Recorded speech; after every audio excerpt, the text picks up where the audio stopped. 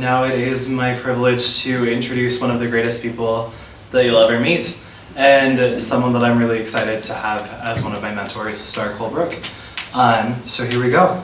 Star Coulbrooke, Poet Laureate Emerita of Logan City, Utah, is co-founder and coordinator of Helicon West, a bi-monthly open reading series that publishes community broadsides featuring poetry, prose, and visual arts, which we're all there. The series released its first collection of prose and poetry, the Helicon West Anthology, a 10-year celebration of featured readers in 2016. Star also founded and coordinates Poetry at 3, a local writing group in its 25th year. Poetry at 3 gives annual Poetry Month readings for which they have released a sampler collection of new work almost every year since 2000. Star's poems are published internationally in literary journals, magazines, and anthologies. She co-authored a chapbook, Logan Canyon Blend, with Blue Scarab Press in 2003 with Ken Brewer, the late former Poet Laureate of Utah. Her chapbook, Walking the Bear, by Outlaw Artists Press in 2011, is a tribute to the Bear River and is available online at the University of Utah's Marriott Library. Her most recent poetry collections are Thin Spines of Memory, Both Sides from the Middle, and City of Poetry, and both Star and Sunny will be selling books during the open mic later back there. And all of her recent poetry collections are from Helicon West Press.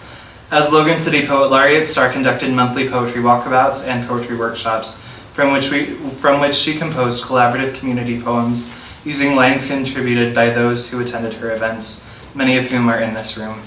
She presented these collaborative poems to the City Council each August of her term.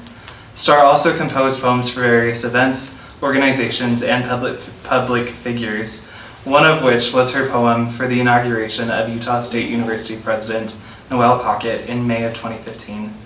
This and many other poems written by Star in her term as Poet Laureate can be found in the book City of Poetry. At Utah State University since 1992 as a student, employee, and faculty member, Star has served as the USU Writing Center Director since 2008. She oversees a staff of 85 tutors and supervisors at 5 writing centers and collaborates with faculty from across the curriculum to create better writers. She is a longtime activist for rivers, public lands, wildlife, domestic animals, and humans. Star lives in Smithfield with her artistic carpenter-musician partner, Mitch Butterfield, and their dog, Chesley. And now we'll hear from Star.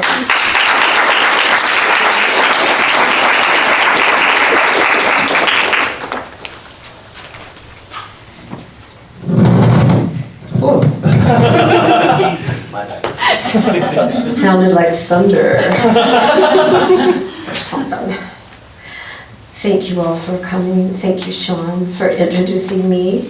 I have all my sticky notes in here, but I'm not going to read them out of the book. I wrote them I typed them up because the font is larger.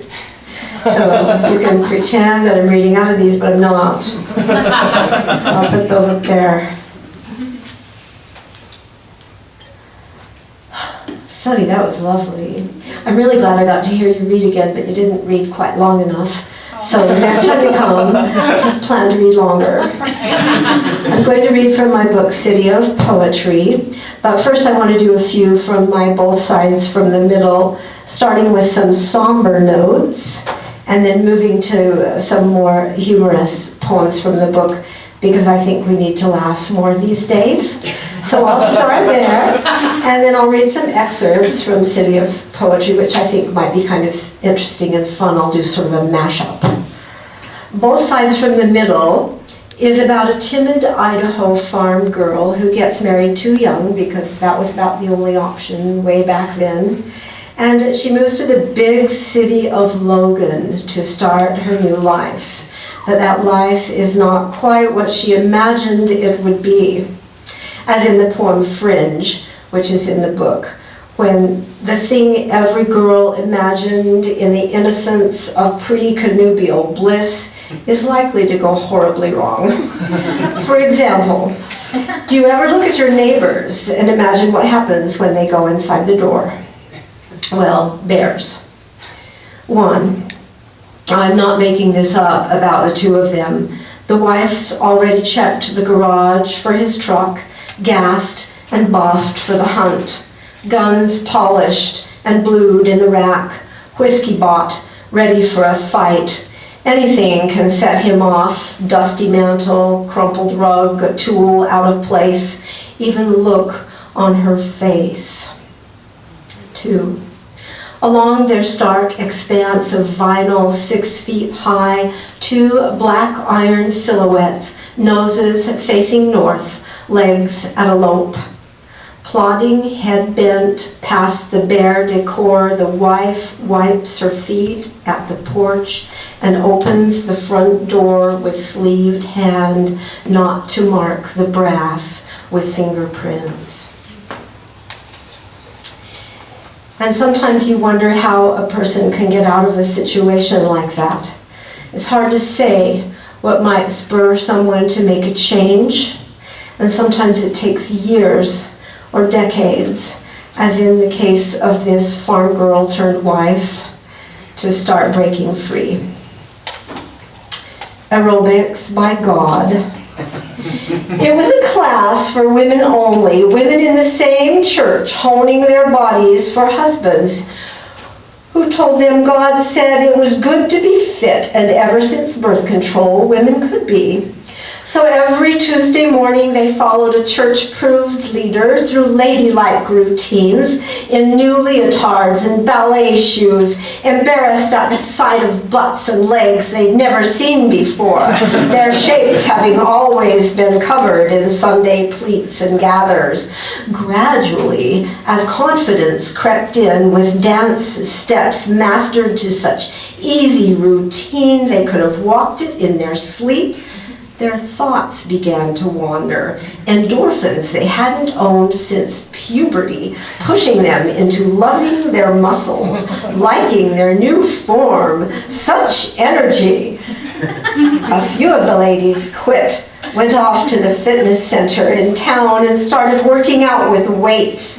They bought cross-country shoes, aerobics and lifting on alternate days, made excuses for not going out with the family on weekends, went running on Saturdays, hot tubbing Sunday. They were looking sharp, feeling like they could conquer the world. One ran for public office, 2 divorced. I burned up a new pair of shoes every 6 months. Got so tight and sinewy, I stopped my cycle. No more monthly waiting, just energy and power. I could carry 6 bags of groceries to the car myself. No cart, no sweat. I could stay up until midnight baking, doing laundry, cleaning the bathroom. I'd fall into bed, sleep hard until 5, get up and go like hell. My man voiced his usual complaints and I decked him. All from a church lady's gentle aerobics class ordered by God.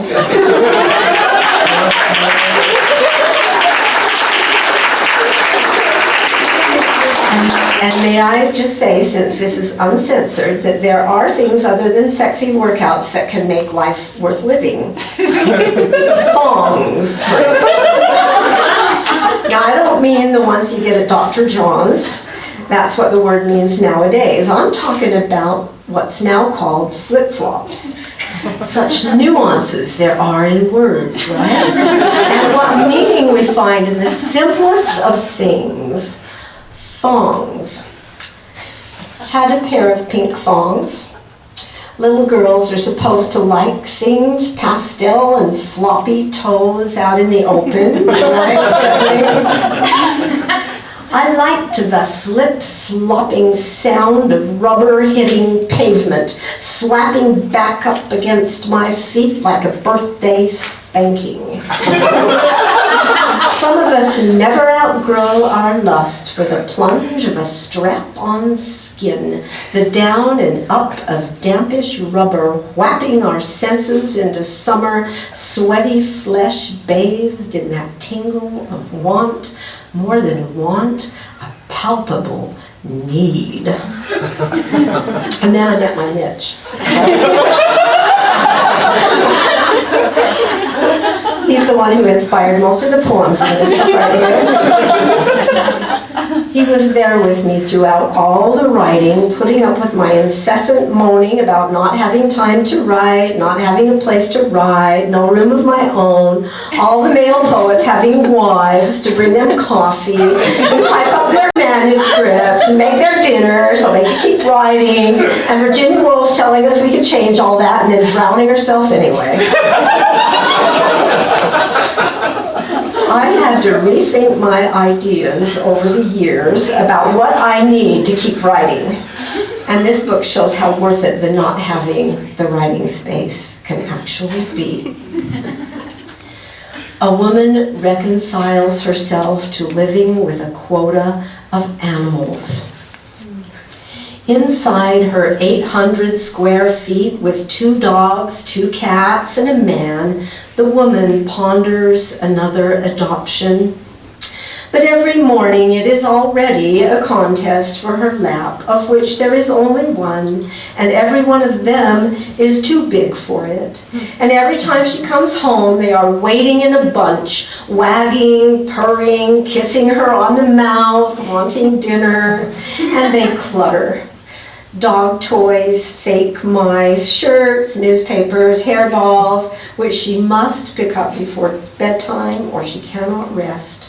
The house is barely big enough for 6, she realizes as they cluster around her kitchen, an obstacle course, 5 sets of eyes all on her. So you could go to section 5 and you could read about how there's this big old house that we find in Malad, Idaho, and how he says he'll build her an office upstairs, but the place is an impossible wreck. And then my eyes wander over the littered yard and I think of how many years it will take him to finish this project, and I wonder about noisy neighbors and whether my room will ever be finished, and how I always seem to live inside somebody else's dreams. But aren't our dreams made to be deferred anyway? And isn't it fun to imagine what could happen? So I have a Sunny in both sides. And she's not like our friend Sunny who's here tonight. Remember, Sunny talked about persona and this mask that you can put on, and so Sunny's persona, not this Sunny, but my Sunny's. I have a Sunny and I have a Melody and some other weird people who come out at inopportune times and tell me what I should say in my poems.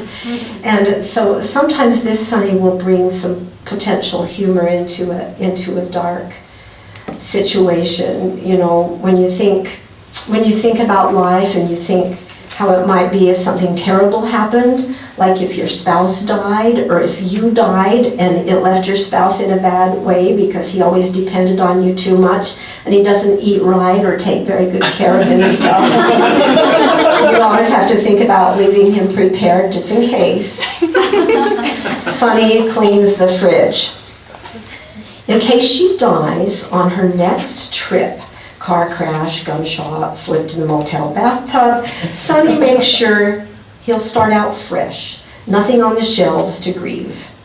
He'll miss her like an arrow buried in the neck of the bled-out deer he could never locate. When they moved from his place, they tossed frozen steaks from second-story windows to the guard dog in the dirt yard, icy meat clinking his back head as he wolfed packages whole. Well, no freezer-burned meat in this house, no moldy bacon. In the morning, she'll toast him an English muffin with cheese. No moldy cheese, waffles can stay, his morning ritual. Freezer, microwave, toaster, onto the table with all his pills, and imitation maple syrup, spray on butter substitute. Sunny thinks maybe tonight with the milk a tapioca pudding. Even grief wouldn't keep him out of that, especially not with Cool Whip. She could stock the freezer for millennia with Cool Whip. It never goes bad. It's like Twinkies, one symbol away from chemical.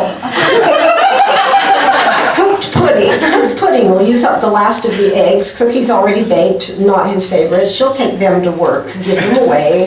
The apples too and the cucumbers. Tomatoes she picked to save from the frost. She went around the neighborhood, saw tarps and blankets spread on gardens. Not hers, she figures, let it go. He'll never miss it.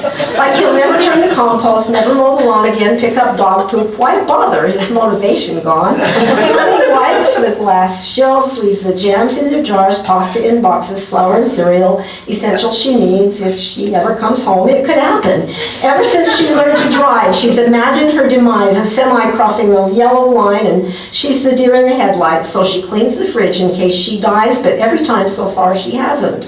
Empty fridge can go two ways. Nothing for him to throw if she's gone, and Texas Roadhouse otherwise.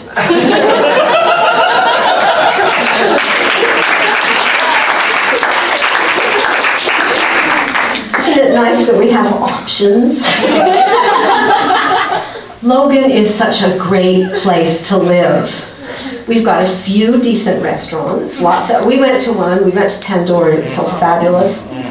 Lots of parks, beautiful mountains all around us. Sonny talked about this too, how great Logan is and how much we love it. Big music and art and theater and literary scene here, really. When you think about the size of Logan, we've got a lot here. There's some pretty great schools and a highly accredited university, grocery stores and roads and public transportation, and a whole lot of people who really care about our valley, the environment, and each other. And that's what this book is about, City of Poetry. It's all the poems that I wrote to Logan City in the course of my term as Logan City Poet Laureate. The poems I've written for events and organizations, for people and to people and about people, and with other people's words. There's a possibility that you are in this book, because it's a love poem to everybody who lives here, no matter when or how long. So here I'm going to do this little mashup of excerpts from the book. Like I said, I was going to take each one and open to each page, but I'll probably get mixed up. And so it's all here on the paper, and you can pretend I'm reading from this. And I hope you'll buy it for the history, because it's an amazing place here, and you are amazing, wonderful people. And thank you again for being here tonight. And here's the mashup. City of Poetry, a book of love poems to Logan City. Let's say it in poetry. Not from media feeds, not from Google TV or mass email, but out of the heart where our stories reside. Those in subdivisions, cul-de-sacs, with televisions pulsing through front windows, kids outside playing hide and seek, parents with their feet up after company, dishes waiting in the sink.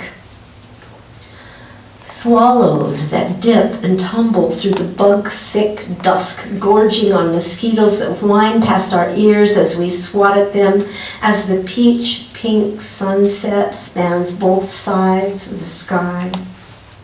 It comes down to this. When your dogs bark on a wintry Sunday morning, you look out your window, and there in the driveway, two neighbors are shoveling your snow. It's 20 degrees, yet you open the door to smiles as warm as the full golden sun. Or it comes down to this. The shuttle from the car repair shop arrives, and the man who was already in the front seat gets out, holds the door open, urges with the sweep of his hand for you to take his place. And when you arrive in the shop, he opens every door as if you were a celebrity. Or this, the group of citizens who lifted the crashed car from the motorcyclist's broken body, pulled him free, made sure of his recovery. Or this, the dozens who stood by our Muslim friends, citizens whose lives became precarious when fearful voices threatened. Why not see the swarm, the rabble, the kaleidoscope of souls who lift us and transform us into finer spirits, like seeds, like dreams, the stories we need. Breathing together our blood, our cells, our souls, art bouncing off the sheen and shoals of sound waves washing into us, pulling back and crashing in again, emotions, emotions deep and moving, unraveling the creeks over rocks that roll with treasure, burst of winged creatures to fish with, dream of a trout hunting in shallows. the heart's call, the blue-black center of muscle pulsing, viscous red cells clinging together, shunting through ropey veins under the skin, curling and forking, backs of the hands, crease of the elbows, your tender and toughened jugular. A force of your own nature, sassy. Be the songs that burst with power. Streams of sunlight dancing from tree branches, yellow jackets, swamping blue fountains of water. Mystery and memory in growth's own time, blossoms flooding the air with wild aroma, blackberries bursting, willow reaching barren fingers to a sky laced with fire, summer's last pale children clinging. This time of year, we're called to the wild by late summer cricket song, cool dew on the lawn, crisp essence of being alive. This time of year, birds hold up the lowering clouds, their flashing eyes reflecting yellow trees against dark sky. Bees condense into clouds of sweetness, heart-pumping, fast-moving beings that terrify like sudden love. We are dreamers of a better way, navigating by feel, by emotion, writing words of tufted softness that drift on the current like grief, like leaves relieved of their dry, brittle crunch. We are people of desert and forest seeking to know our place in a land once meadowgrass and dragonflies, people whose tiny alterations can change life on a grand scale, umber sky burning earlier and earlier. We are the surging joy of ivy, sidewalk art of breezy leaves, our quirky personalities, our knowledge and its loss, how summer lasts all year in the longing for it. We are, at the end of the day, just needing to be loved, just trying to get home in this city of who we are, this town that lifts us. No wonder we love. No wonder we love.